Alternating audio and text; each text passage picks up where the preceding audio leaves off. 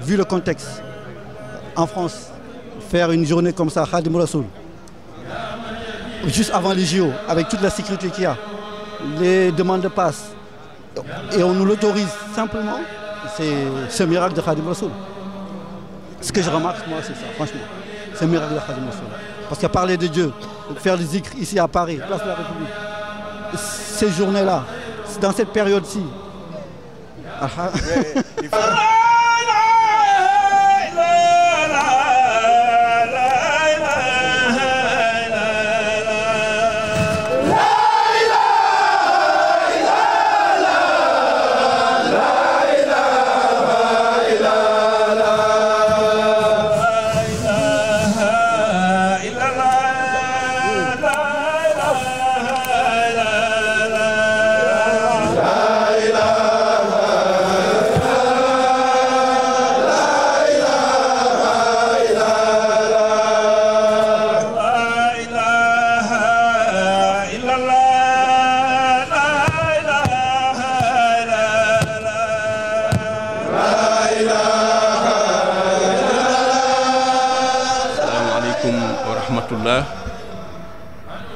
à toute l'assistance et toutes les personnes qui nous écoutent. On vous remercie de cette présence au nom de tous les mourides de France et au nom de son djawrin Serigne Bamba Thiam qui nous a demandé d'être présent ici. On vous remercie chaleureusement. On est vraiment très fiers et très satisfaits de cette assistance qui se tient dans un lieu qu'on n'a pas l'habitude, dans lequel on n'a pas l'habitude, nous, d'organiser des événements de ce type. Et c'est pour cette raison qu'on remercie chaleureusement aussi Seigneur Chérif qui a eu cette idée et d'oser organiser ce type d'événement dans un endroit de ce type. Sincèrement, c'est une grande fierté pour tous les mourides, mais aussi pour tous les musulmans. Nous avons incandé ici le terme La ilaha illallah à l'intérieur de Paris, au centre même de Paris.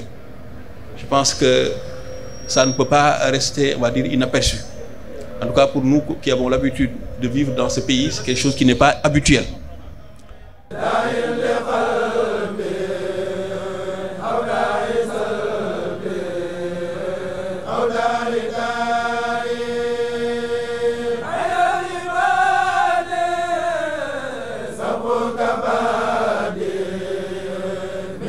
asalaamaaleykum kon xam naa ñu ngi ziaraat bu baax tey tuub tey taxaw te ak jëriñ Serigne Chérif Aliou Dieng kon xam naa ne dañ koy fas yéene laaj moom mi nga xam ne moo taxawal bis bi lépp lu jëm ci wàllum organisation bi ak fi nga xam ne foofee la amee muy place de la République di place bu symbolique kon xam naa asalaamaaleykum sëñ Chérif.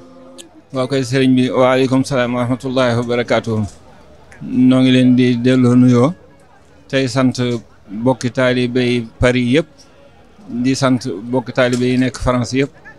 waaye di sant bokki taalibe yi nekk ci àdduna bi yëpp yéen waa Jawartullah itam ñu di leen ci baral ak cant gu yaatoo yaatu bu ma bëggoon a lim li waral ñu war leen a sant dana bari lool waaye koo xam ne boo koy sant day mel ni da ngay sant sa bopp lu tuuti doy na ca bis bi ñu ngi séeréel ñëpp ni maanaam ak cant rek lañ ci am muy ci kilifa yi réew mi muy ci bokki taalibe yi nga xam ne ñoom lañ bokkal sëriñ bi maanaam wet yëpp daal lu ci ne nañ ko bëggee woon noonu lañ ko amee ku ne xam ne ni bis bi daana ànd ak marche waaye marche boobu ñun ci sunu coobare bopp ci lañ ko bàyyee ngir rek mesure de sécurité ndax dëkk bi ku ne gis na ni mel ni mu xate ñun ñi fi nekk gis ngeen li fi yendu waaye amul dara loo xam ni jafeñal nañu ko loolu moom ñu ngi koy seedeel ñëpp di wax ni fas nañu yéene itam at mu ne lii dana am at mu ne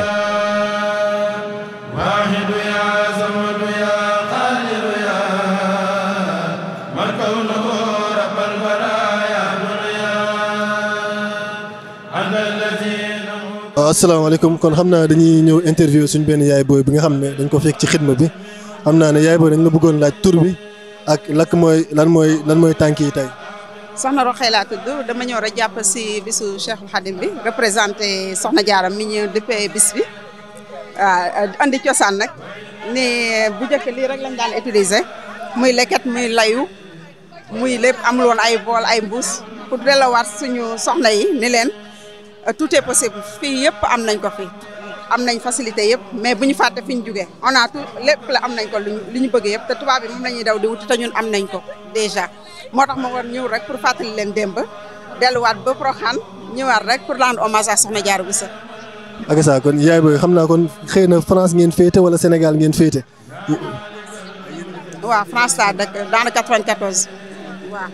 léegi mënoon nañ xam ba xam liggéey bi daa yaatu da ngeen koy commercialiser wala si bis bi rek moo taxoon ngeen ñëw ngir yaatal ko. commencé commercialiser nag yàggagul donc c'était une première si journée Soxna Diarra bi ñu defoon fan yi passé yi soxna yu mag yi defoon fii foofu laa jëkk def exposition bi donc nit ñi comme que bëggoon nañ ko trop ma ne woon pourquoi pas ma ñëwaat def exposition bi fii wax ni leen lépp am nañ ko jarul ñuy wuti jéggaani daal luñ soxla rek man Soxna Roxaya laa tudd donc si laay yëngu donc buñ ma contacter bu neexee yàlla produit bu ñu soxla dinaa leen ko mën a andi.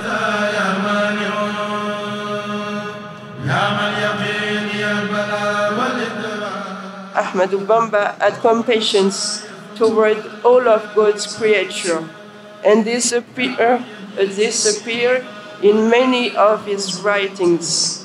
In God of his writings, he even asks God to have mercy on all creatures on earth, Muslim and non-Muslim, human beings and other creatures.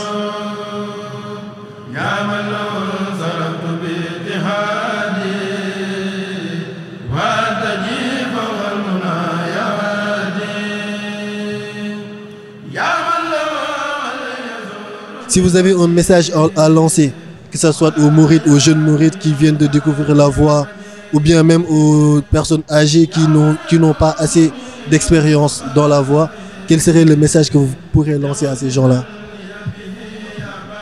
Bon, le problème, c'est que moi, quand on me pose une question, je réponds jamais aux questions, en fait, qu'on m'a posé, quoi. Parce que, les magas de diable, quoi, ce que j'ai plus aujourd'hui pour moi, c'est la façon dont Seyd Modou Kara m'a éduqué, quoi. C'est les symboles, quoi. Parce qu'aujourd'hui, sincèrement, si on regarde bien, Cheikh Ahmadou Bamba, où c'est qu'il est passé? Avec le colon, à l'époque, 1895, dans les forêts noires du Gabon, jusqu'à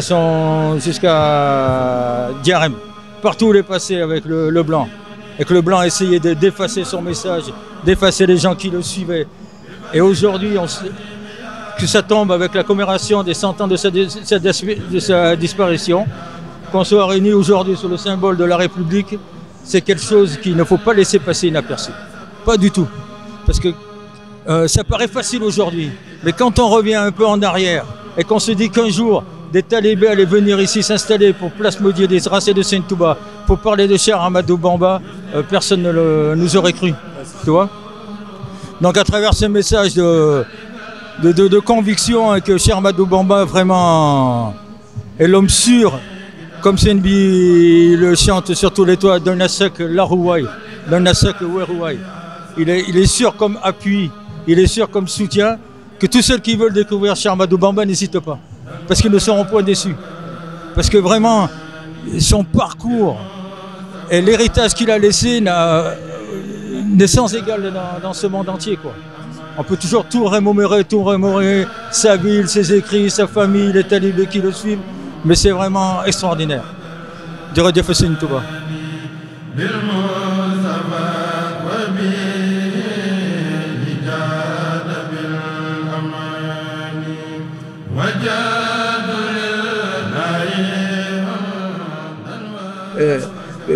Les guerres qu'on voit, ça n'a rien à voir. Les populations aspirent à la paix.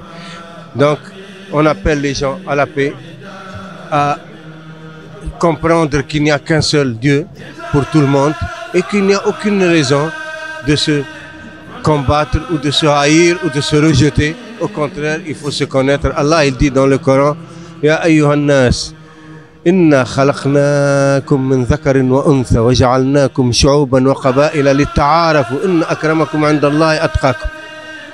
Ô être humain, on vous a créé d'une seule âme et on vous a créé des peuples divers et des ethnies diverses afin que vous vous connaissiez.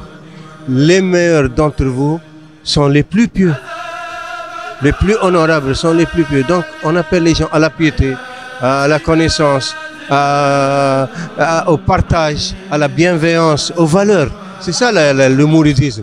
à part le côté islam qui est le culte, il y a le côté de l'éthique, des valeurs, de la perfection. Donc notre religion est intégrale. Et le prophète Mohammed sallallahu alayhi wa sallam l'a bien expliqué. Iman, Islam, Ihsan. Khadim al-Rasoul, il est venu revivifier le message du prophète Mohammed sallallahu alayhi wa sallam. Iman par le tawhid, Islam par le fiqh, Ihsan par le tasawwuf. Le tasawwuf, c'est justement les valeurs, l'éthique, la morale, le savoir-vivre, les adab, les règles de bienséance, comment respecter les anciens, respecter les âgés, comment être bienveillant avec les enfants. Nous avons un rôle très, très, très important envers nos enfants. Quel monde on va leur laisser? Regarde le monde, il est en déliquescence. Donc, les gens ont plus que besoin du message de Khadim al-Rasoul. Et cette journée, vraiment, pour une première, c'est réussi. Et j'espère que chaque année, ce sera, comme il a dit,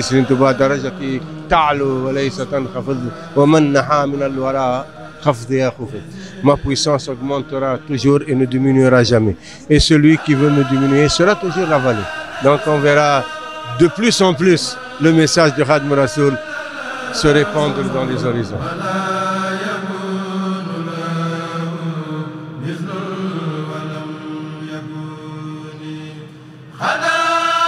xam naa ñu taxawaat ak suñu beneen jëwriñ xam naa dañ ko doon laaj turam ak santam ak bis bi nga xam ne moom lañ organisé tey ci place de la République bi nan la ko gisee asalaamaaleykum. waaleykum salaam wa rahmatullah. Donc man maa ngi tudd Mansour Diop voilà agent de sécurité la fii biir Paris donc tey itam dañ ñëw vraiment pour fidèle itam suñ kuréel suñ diggante ak communauté de sénégalais mouridisme bu fi nekk parce que am nañ habitude chaque fois ñu fiy ñëw mais vraiment c'est une première fois. ñu organiser lu mel nii ci moment bii nga xamante ni Jeux olympiques yi la donc ñu organiser ko fii place de la République donc c'est pas facile donc depuis ce matin ñun ñoo ngi fi depuis 9h mais muy étranger n'importe quel pays dañuy ñëw di ñu demander ñun lan lañ def comment on a fait pour réussir pour organisation bi mën a am fii ci moment bii nga xamante ni un moment complexe ba pare mu tombé Jeux des Olympiques. Avec toute la sécurité qu'il y a, les demandes de passe. Et on nous l'autorise simplement, c'est ce miracle de Khadim Rasoul. Ce que je remarque, moi, c'est ça, franchement. C'est un miracle de Khadim Rasoul. Parce qu'à parler de Dieu, faire les zikr ici à Paris, place de la République, ces journées-là, dans cette période-ci. Mais il faut dire aussi que Khadim, il y a toutes les nationalités. Il y a des mourides marocains, algériens, de l'île Maurice, de la Réunion, des Antilles. Non, ils ont fait un travail extraordinaire.